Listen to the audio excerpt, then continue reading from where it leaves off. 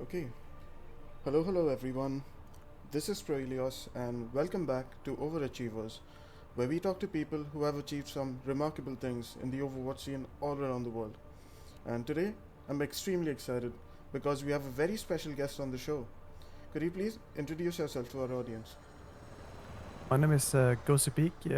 I usually call myself Peak, but Peak is taken everywhere, so you can find me as Gosu Peak as well. I'm a former coach in Overwatch, coached 4 years, and now I do more content and just try to bring bring something that I feel is missing to Overwatch. It's nothing specific, but I like to keep it how to say creative, and how to say I don't like to. How to say, put myself on a pedestal. I feel like what I've done is maybe not remarkable. I don't know how do I say it. I just do my thing if that makes sense. Mm-hmm. Okay. And so today's going to be a slightly shorter episode, but don't worry, we are going to fill it up with pretty good content and share a lot of information with you guys. And the topics we're going to talk about in today's episode revolve around the skill sets of Overwatch players. So, as most of you know, there are certain skills like game mechanics, positioning, game sense, game awareness, ult tracking that all of us Overwatch players possess to different extents. Now, at least in recent times, I haven't seen the topic of player skill sets resurface in the community, but today I'd like to ask Peak on his views on them. So, my first question, and since I've seen that you're a Grandmaster player yourself, Peak, um, my first question is which skills do you think are the most vital to get a hang of if you want to have a steady climb up the ladder or just improve overall as a player? So to confirm or like to just understand, in order to get to the higher ranks, basically like a GM or top of 100, right? Yes. So the most important thing is being able to survive. Like you don't want to die early on in fights. You want to die as little as possible, basically. Mm-hmm. Because the more you can stay alive, the longer you can do your job. Even if you're doing a poor job, you can do a longer job if that makes sense, and it adds up over time. Mm-hmm. So just survival skills is pretty much bread and butter up to GM. Okay. And how do you sort of start expanding on that and kind of decide what you're good at, what you're not good at, and decide what to work on next after you've kind of gotten a hang of surviving in your rank? Do you specify? Can you specify a rank or just in general? Just in general, like, what will your approach be once you've learned to survive that you can decide, okay, this is something I need to learn next in order to advance and become a better player? So usually, the easiest thing to do is to look at lost fights. Mm-hmm. And now that you have the replay client, you can slow down time, you can pause everything, you can see from all angles. Mm-hmm.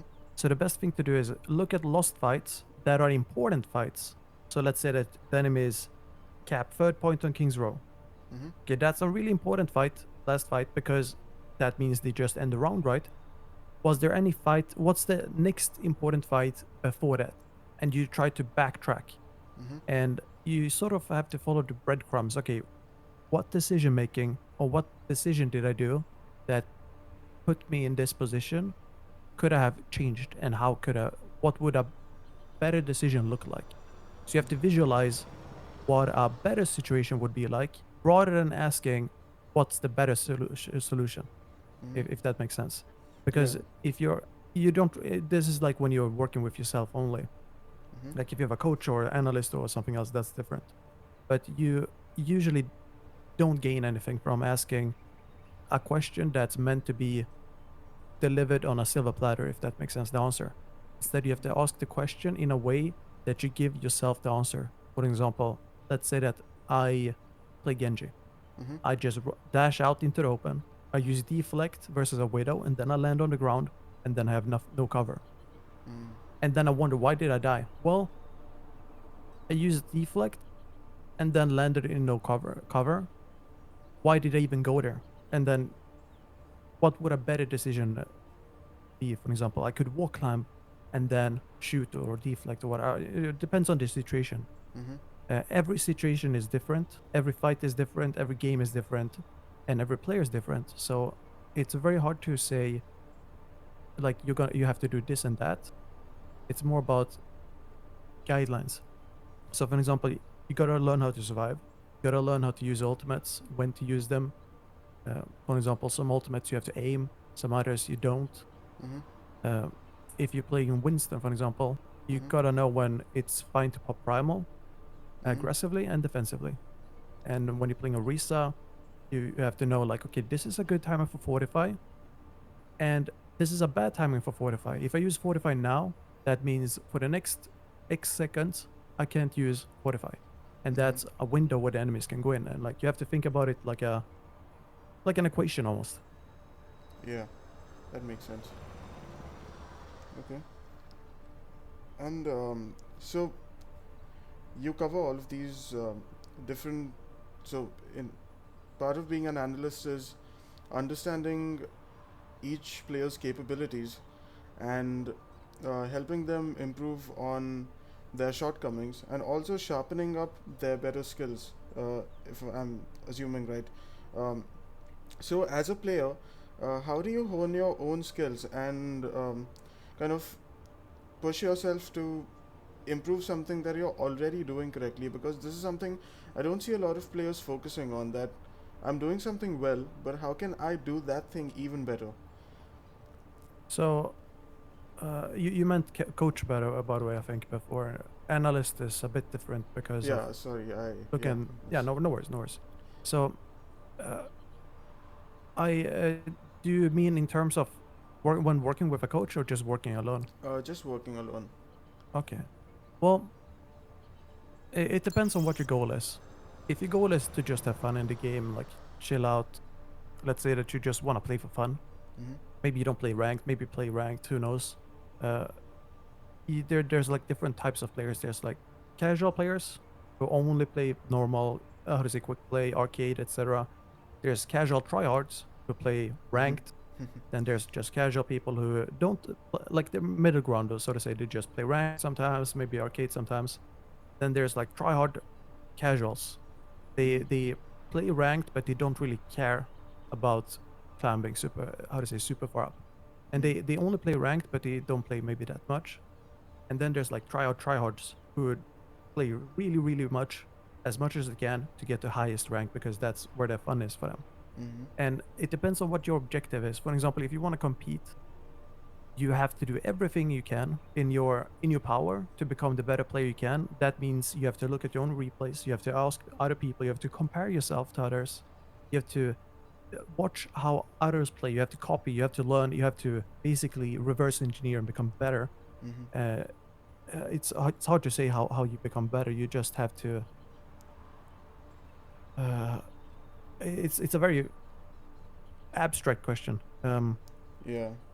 But it depends entirely on what your scope is. And let's say that your sample pool, is it ranked players or people in a community, or how do you who are these people, so to say? Because it's a bit easier to explain if you can define them a bit more. So if so let's say let's take my example for instance. Okay, so I am a mid diamond tank player, Mhm. and so let's say that my sigma is pretty good, uh, and let's say that I'm good at shutting down doomfists when they punch in to help my backline, but improving my awareness about, like, do I save my accretion for countering flankers, or do I save it to combo with Orisa Halls, or do I just use it to uh, throw the rock at the other Sigma when he's using his shift ability? So how do you hone those sort of skills? Like, you're already good at throwing the rock, but how do you teach yourself how to use the rock in better ways? So what you're thinking of is decision making, Yes. and you simply have to look at the replay. And for example, let's say that you don't see it as you have a Doomfist against you, and you know he's gonna set up a flank, but you don't know where he is. Mm-hmm. That means you can't just use your accretion just to use it. Mm-hmm. If you have no reason to use the accretion, let's say there's only for damage, only for charge, You can still gain ult charge with your primary fire and save the accretion. And if you do see the Doomfist, you hear him somewhere, maybe you're aware of him being somewhere, and he's not actively fighting you or trying to set up for you. Like, you just know he's doing something else somewhere else. That means your accretion is now free because, how to say, it's just you're trading a couple of seconds away, and those seconds are not seconds that he can take because he's too far away. He's doing True. something else. Mm-hmm. And that's how you have to think about it. Like, you have to make a priority list. And let's say that when Doomfist flanks, that's number one priority. But when Doomfist isn't flanking, when he's not supposed to be counted, then his priority has to be shifted down. You have to adapt on the fly.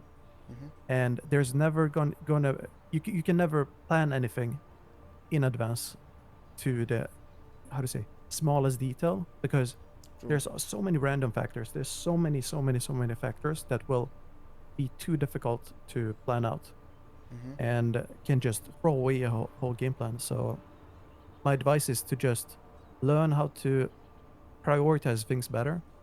And in doing so, let me rephrase. You do that by just watching replays, making notes of yourself, like, why did I use this accretion here? And then you answer that why. Okay, I used it on Doomfist because he came in. Okay, why did Doomfist come in? And why did he go on me or my backline or something? And then you answer that why. And then, like, you try to break down the layers, peel it like an onion almost. And then you get to the center, and from there you probably see a bigger picture. And you can probably see maybe other paths you could have taken. And then you have to value them against each other. Like, is this the better one or worse one? And then you apply it in game. Okay, it turns out it was the better one. Then you try it again. Maybe it wasn't the better. You know, it's trial and error, basically. Okay. And another good thing. Yeah, go on. Another good thing is you can just copy what pro players do, and eventually, break down why they do it, and why it's working for you, why it's not working for you, what are the situations and differences, and you have to use logic and deduce. I think deduce. No, use deduction. Is what I mean to get the right answer. That makes sense. So now I want to move on to something that I'm personally struggling a little to get a grasp on, and that's the relationship between, let's say, one's in-game skill rating and their understanding of the game. So, just for example, do you think it's possible for someone to have, let's say, poor mechanics, but still be quite aware of what's going on in the game, understand win conditions, and have game knowledge on par with someone a couple of tiers above them? So, Yeah, I know exactly. I know exactly what I knew exactly the first word. I knew exactly what you wanted to ask.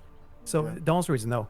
The ranked system is just a progress system. It's a progress system where, okay, you start on whatever rank after your first placement, and then all you do is just progress. It's like either you progress up, or you drop down, and it's nothing else. It's just a progression system, and it's in order there to keep players, enjoying the game, setting up goals for them, helping them reach the goals, and like, it's like a game loop. And the understanding of the game is completely different. You're activating different parts of the brain when you're outside of the game compared to inside of the game. You, I think it's pretty much the same as. Let's see here. What's a good one? Just because you're not someone mixing chemicals, in a laboratory, it doesn't mean that you can't understand chemistry, right? That's true. Yeah. I know what you mean. It's sort of like that. Yeah. Just because you don't have access to the chemicals, or just because you don't have access to the mechanics, it doesn't mean that you can't understand them. Okay. Yeah, that clarifies like a whole lot for me. So thanks a lot. And Oh, no worries. yeah, and I've seen It's this. it's a Yeah. yeah, it's a really common misconception in ranked and like pro players as well. It used to be like 4 years ago when I started coaching. It used to be like this: if you're a coach and you're lower ranked than the players, or how to say, you don't have the same status, Mm-hmm. they will trash you, like they will eat you up alive almost. Wow. And it used to be way worse, and now eventually people understood it's not like that. And then even ranked, it's gotten better, but unfortunately that's how it is. It's just how to say, backwards thinking almost. Mm-hmm. Okay. And I've seen this kind of belief among a handful of players on ladder that the higher your in-game level is, the higher your SR should be, which to me sounds ridiculous. So, for instance, I've seen lower level players saying, "You have a silver border, but you're still kind of hard stuck plat." So, what a complete noob. And although I haven't been Oh, on either end of such an interaction, I've seen it happen to my teammates or heard a teammate saying it to an opponent of mine. But it's just ridiculous because, at least according to me, people learn at different rates. So, what's your take on this? I don't think it's about learning at different rates. I think it's just I think it's more on the person who says it. It's a way to ventilate pent up frustration or stress, Mm-hmm. and they're projecting some negativity on the other person, Mm-hmm. and it has no correlation at all. I Mm-hmm. don't think so. Right. Like, uh, if how to say it, if you had no idea about the person's level, you wouldn't say that. So it Yeah. doesn't really matter. Like it's just one way of being toxic. That's true. Okay. And talking a bit about uh, you. So, you are obviously a grandmaster player, and you've also coached Overwatch at sort of the highest level possible, which is with the Dallas Fuel in the league. And you're also right now into analysis.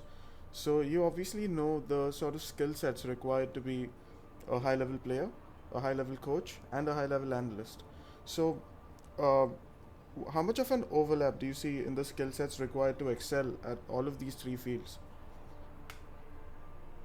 Um, I don't know how to answer that. It's very difficult because a player, you you need, how to say, you don't you need I guess the thing that overlaps is the theoretical stuff, Mm-hmm. like game sense, not game sense, but game knowledge, Knowledge, yeah.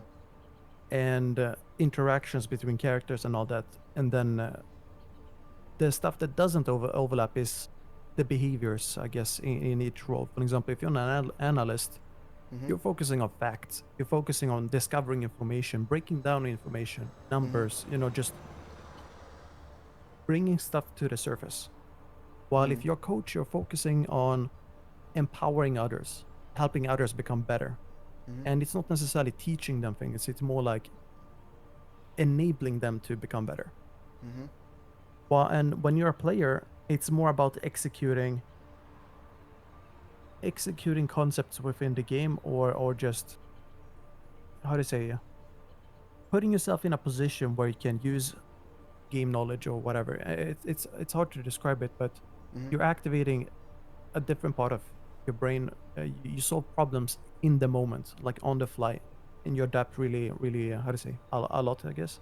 Yeah. While as a coach, you don't really do as much in the moment problem solving. It's Mm-hmm. more about guidance, if that makes sense. And analyst, it's more like planned problem solving, I guess. Yeah. Yeah. The only thing, it's like problem solving in general overlaps, and the better you are at problem solving, the you know you you're gonna do well in either of those roles.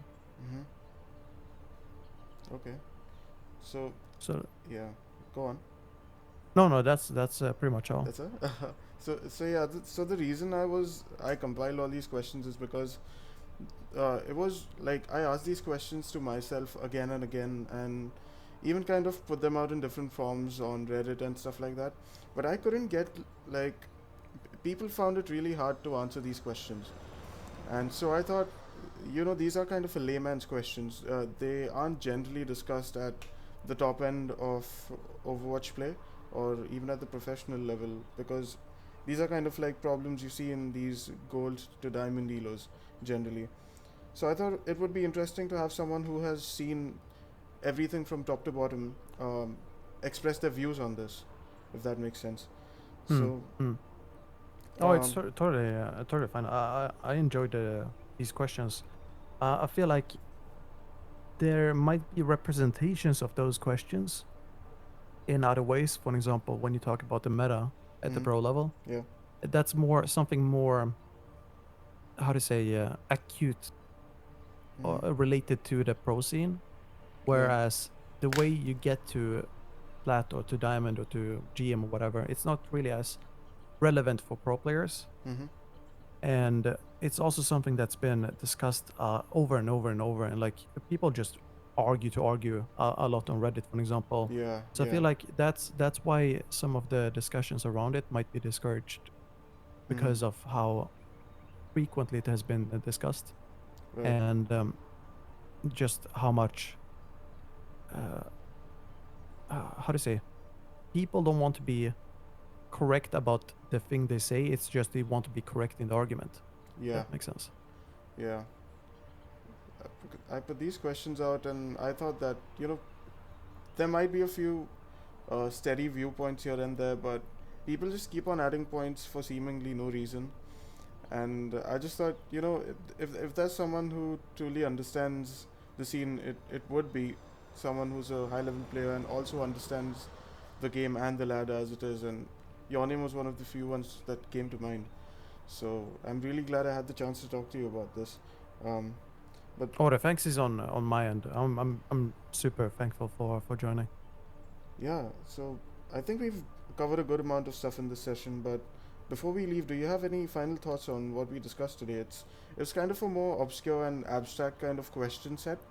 Uh, but if you have any final thoughts on it, please do share them. Mm.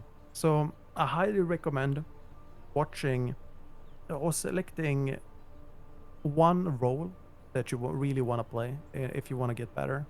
Then Mhm. selecting 1 to 3 heroes within that role. So let's say main tank, off tank, projectile DPS, hit scan DPS, main support, flex support. Mhm. Or you can just go a mix of both, like main tank, off tank, or whatever, as long as it's within one role because the duties are overlapping really well. Mhm. So selecting 1 to 3 heroes and just zoning in on them and getting to know them like it's home almost.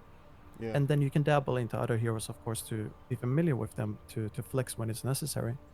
Mhm. And then select 1 or 2 or 3 players that you really really like from Overwatch League. Not necessarily how to say ranked star players like streamers or something that focus more on entertainment Mhm. because their goal is not necessarily always to be the best players. Mhm. While they want to be the best players, but they also want to be the best entertainers, right? Yeah. Yeah. And select yeah, just a few Overwatch League players that you really really like, the playstyle you like. You don't have to select the most flashes, but then watch their perspective in the replay viewer because Mhm. Overwatch League, for every match they have a replay client and Mhm. it's totally free and it's super easy to use. And just compare them in the match to when they stream, and you can make some small notes, and then when you play each death or something, just write down.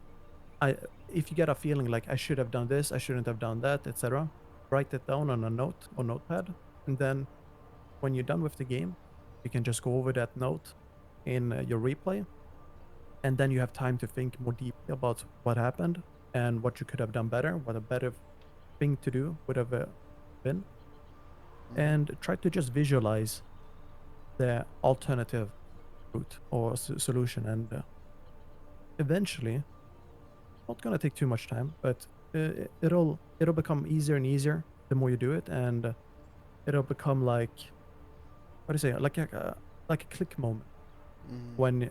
when you start to understand how to analyze your own VODs and learn how to learn, basically.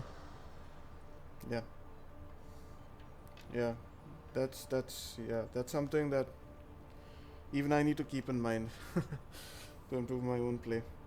Anyway, I think that should be good. Anyway, thanks a lot for joining me on this episode, Peak. I know you're really busy with your content, but I really appreciate you taking the time to talk to me and share so many insights with us today. Uh, Before we sign off, are there any social media links you would like everyone to know about? Just Gosu Peak on Twitter, Twitch, YouTube, and Instagram. It's Gosu Peak everywhere there. Okay, great. So I'll make sure to link these in the video description so you guys have no trouble finding those. And if you like this episode, do leave it a like, share it around with other Overwatch players, and subscribe to my channel to get alerted when I upload new videos. I've also Give him linked. that. Give Sorry? him that subscribe, guys. Like, really give him that subscribe. Thanks a lot, man. So I've also linked my blog to the description, on which I'm currently reviewing Overwatch League rosters. So if you like reading about Overwatch, please subscribe over there as well. And if you guys want me to interview someone specific next time, feel free to mention that. I'll see if it's possible to do it. Either way, though, I'll see you guys in the next episode. I hope you have a fantastic day ahead. Cheers. So yeah.